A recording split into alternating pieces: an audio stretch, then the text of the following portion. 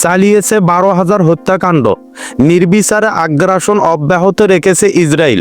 গাজায় 1 লাখ টনের বেশি বিস্ফোরক ফেলা হয়েছে, যার বড় অংশ এখনো অবিস্ফোরিত।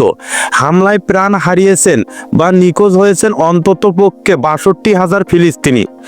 লন্ডন ভিত্তিক মিডল ইস্ট মনিটর জানায়, গাজার সরকারি সূত্র অনুযায়ী 7 অক্টোবর 2023 থেকে ইসরায়েলের হামলায় 12,000-এর বেশি গণহত্যা ঘটেছে। এর মধ্যে 11,926টি হামলা হয়েছে পরিবারের সদস্যদের লক্ষ্য করে।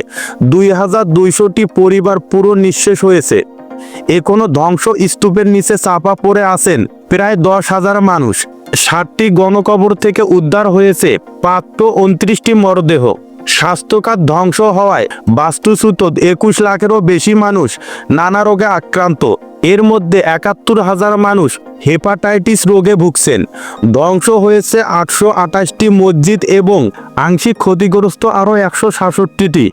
ক্ষতিগ্রস্ত 3টি গির্জা এবং 19টি কবরস্থানও। ক্ষুধার নীতি বাস্তবায়নে ইসরায়েল 66টি ত্রাণ কেন্দ্রে হামলা চালিয়েছে। 2 মাসেরও বেশি সময় বন্ধ রেখেছে সীমান্ত। আটকে দিয়েছে 37,000-এরও বেশি ত্রাণবাহী ট্রাক।